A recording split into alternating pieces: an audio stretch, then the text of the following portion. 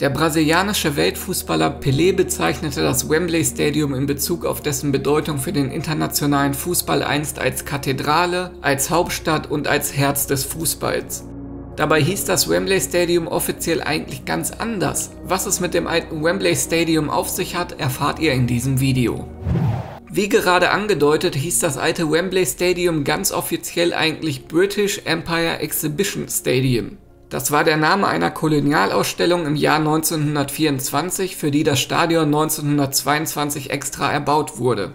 Wegen seiner markanten Türme wurde das alte Wembley Stadium unter anderem auch als The Twin Towers bezeichnet. Ursprünglich war geplant, dass das Stadion nach der Kolonialausstellung im Jahr 25 wieder abgerissen werden soll. Das wurde durch die Pläne zweier Geschäftsleute allerdings verhindert. Ob sie damals schon geahnt haben, welchen Stellenwert das Stadion eines Tages für die Nation haben wird? Wenn wir über Wembley sprechen, dürfen wir zwei Großereignisse nicht unerwähnt lassen. Das Finalspiel der Weltmeisterschaft 1966 und das sogenannte White Horse Final, dem ersten Fußballspiel im alten Wembley Stadion. Im Finale der Weltmeisterschaft 1966 fiel das legendäre Wembley-Tor, das im Spielverlauf das 3:2 für England gegen Deutschland darstellte. Diese Spielszene ist eine der bekanntesten der Fußballgeschichte und spaltet die Fußballfans bis heute. Tor oder kein Tor? Das wird sich wohl niemals ganz komplett aufklären lassen. Das Spiel endete mit einem 4:2 Sieg der Engländer und deren einzigen Weltmeistertitel. Das erste Fußballspiel in Wembley wurde ebenfalls eines der bekanntesten in der Fußballgeschichte. Nur 3 Tage nach seiner Eröffnung wurde das Wembley Stadium Schauplatz des sogenannten White Horse Finals, dem legendären FA-Cup-Finale zwischen den Bolton Wanderers und West Ham United. Da der damalige König George V. den Pokal überreichen sollte, wurde vor dem Finale natürlich ordentlich die Werbetrommel angeworfen. Schließlich sollte der König kein halbleeres Stadion vorfinden. Allerdings kam es infolge dieser Werbemaßnahmen zu einem Massenauflauf von angeblich 250.000 Zuschauern, die die angegebene Maximalkapazität von 127.000 möglichen Besuchern bei weitem überschritten hat. Der Einlass und die Gesamtsituation waren so chaotisch, dass die noch draußen stehenden Fans einfach über sämtliche Absperrungen kletterten. Platzmangel und Zuschauer auf der Spielfläche waren die Folge, sodass unklar war, ob das Spiel überhaupt stattfinden könne.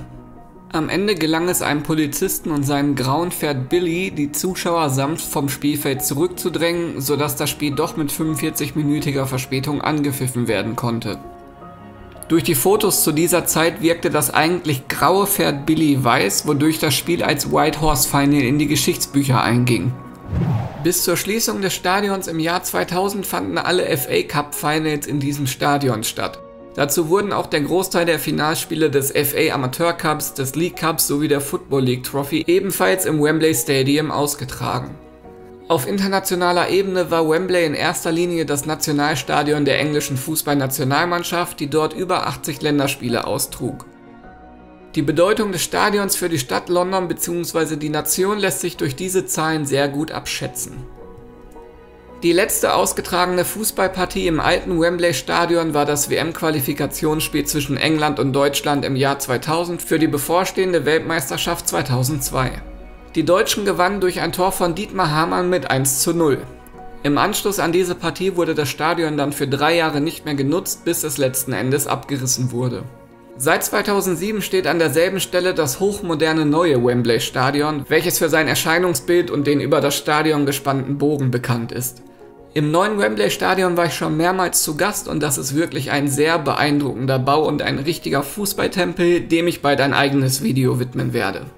Was schade ist, ist die Tatsache, dass auch die Twin Towers komplett abgerissen wurden. Vom alten Wembley-Stadion ist einfach nichts mehr übrig. Die beiden Türme hätte man bestimmt auch irgendwie ins neue Stadion integrieren können, um den Charme und die Historie des alten Wembley-Stadions mit dem neuen modernen Wembley Stadium zu verknüpfen.